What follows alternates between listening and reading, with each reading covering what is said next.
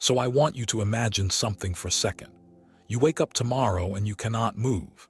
You can't move your arms, you can't move your legs, you can't turn your head, you can't speak.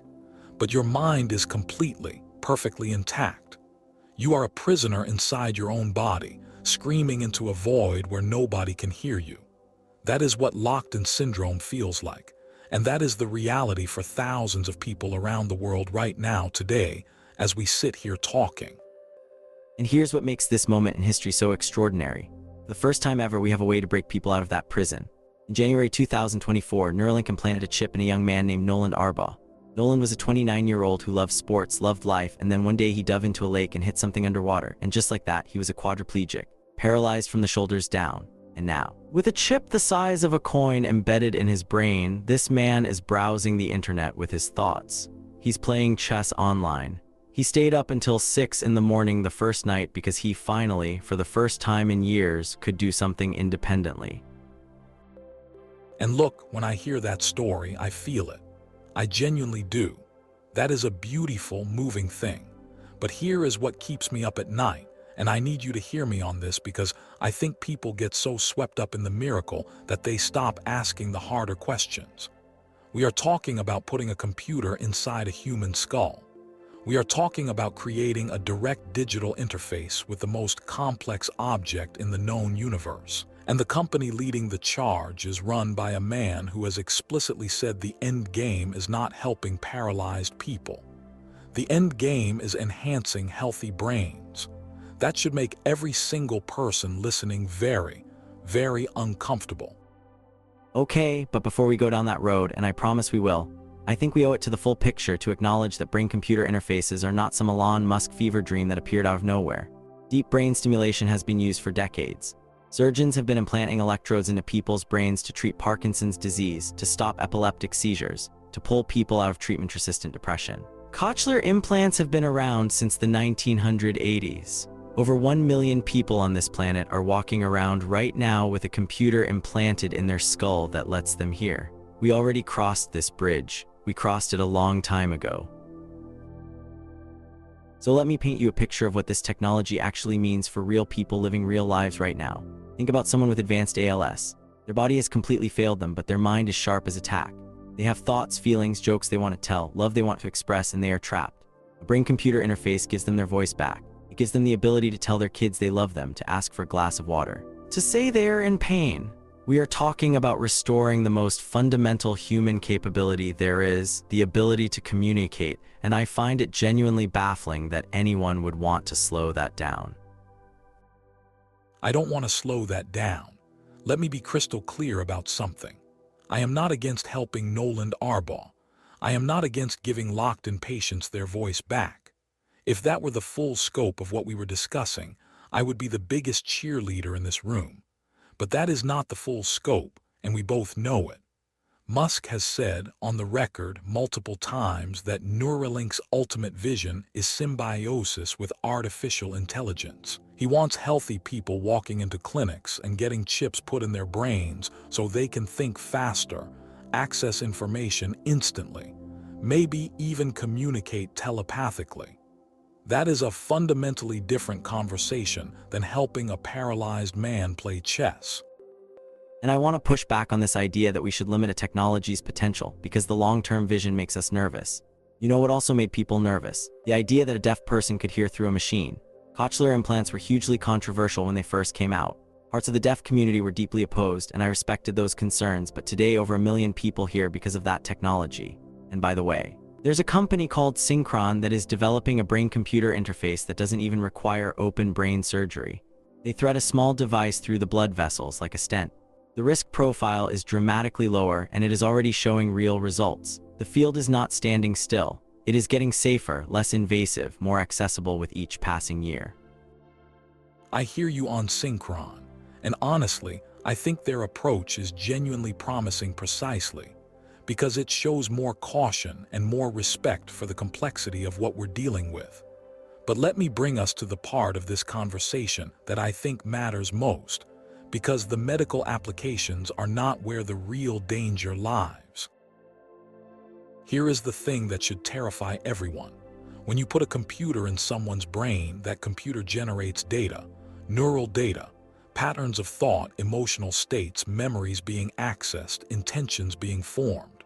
Now ask yourself this question: who owns that data? Does Neuralink own it? Does Elon Musk's company have the right to see what you're thinking? And before you say, obviously not, let me remind you what happened with every other technology company. They all said they'd respect your privacy. And then they sold your search history, your location data, your private messages to the highest bidder. Now imagine that same business model applied to your literal thoughts. Okay, so this is where I want to separate legitimate concern from science fiction panic. Right now, brain-computer interfaces can read very basic motor intention signals. We are talking about detecting that someone wants to move a cursor left or right. We are nowhere near reading complex thoughts, decoding memories, or interpreting emotions with any real fidelity.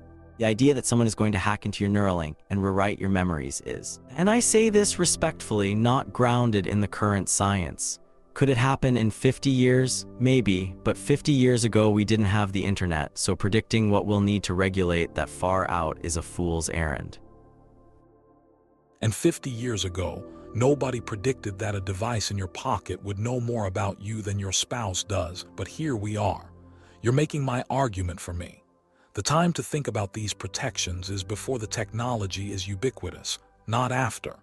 Let me ask you a very specific question. Let's say neural interfaces become common.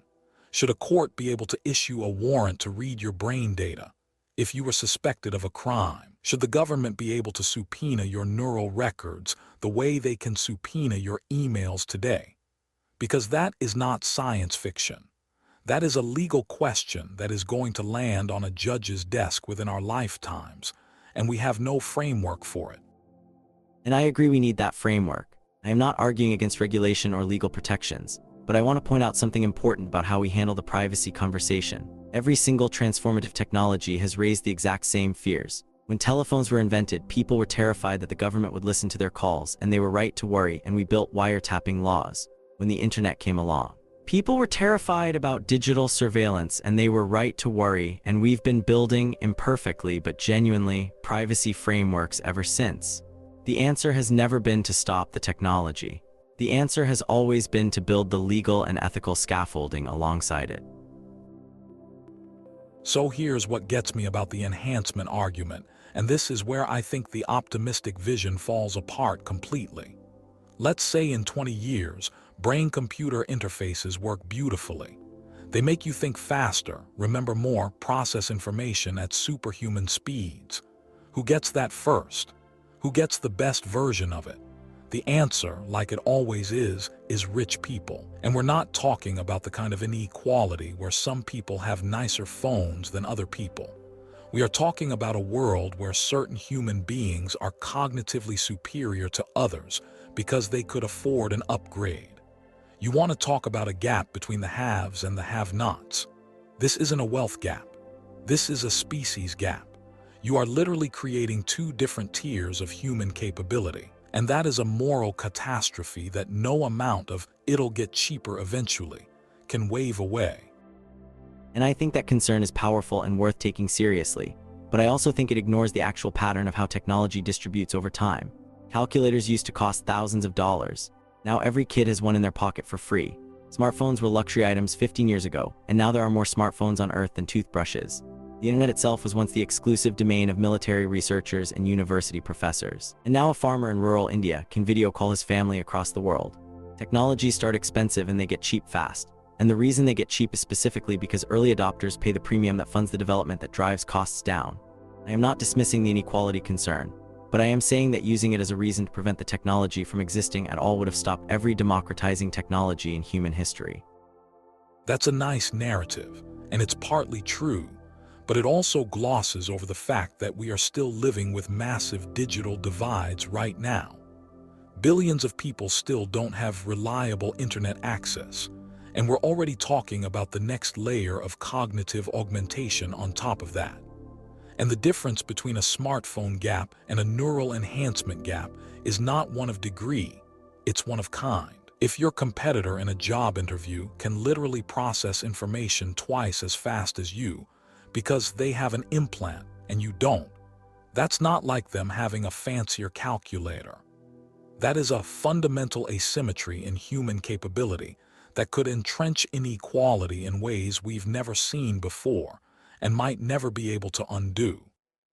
Let me flip this around though, because I think there's a version of this argument that actually supports moving forward thoughtfully rather than not at all.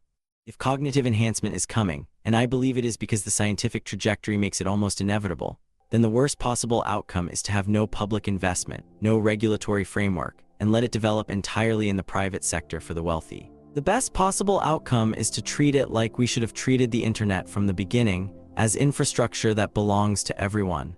Fund public research, create access programs, make it a right rather than a luxury. But you can only do that if you engage with the technology rather than retreating from it. Look, here is where I'll meet you partway, and I think this matters. I'm not saying we should never put a computer in someone's brain. What I am saying is that the gap between let's help a paralyzed man play chess and let's merge healthy human brains with AI is an ocean, not a step, and we need to treat it that way. We need ironclad neural data privacy laws before this scales. We need an absolute guarantee that no company can own, sell, or share your neural data without consent that is real and meaningful, not a terms of service checkbox nobody reads. We need to decide as a society whether the inside of your skull is a sacred space or just another data source. Because once we get that wrong, there is no undo button. And I want to end on something I think we both actually agree on, which is that the medical case for this technology is so overwhelming and so urgent that walking away from it would be its own kind of moral failure. There are people alive right now today who are imprisoned inside bodies that don't work, who could be set free by this technology. And yes, the road ahead is full of hard questions about privacy and access and what it means to be human. But you know what? Books were cognitive enhancement. Calculators were cognitive enhancement. The entire internet is cognitive enhancement. Every tool we've ever built has been about extending the reach of the human mind. This is the next chapter of that same ancient story, and I think we owe it to people like Noland Arbaugh to write it bravely rather than fearfully. I just hope we write it carefully, because the human brain is not a smartphone. You can't just factory reset it if something goes wrong. And the decisions we make in the next 10 years about who gets access to this, who controls the data, and where we draw the line between healing and enhancing are going to shape what our species looks like for centuries. So yeah, let's write the next chapter, but let's make sure we actually read it before we hit publish. Fair enough, let's build it and let's build it right. I think that's something we can actually agree on.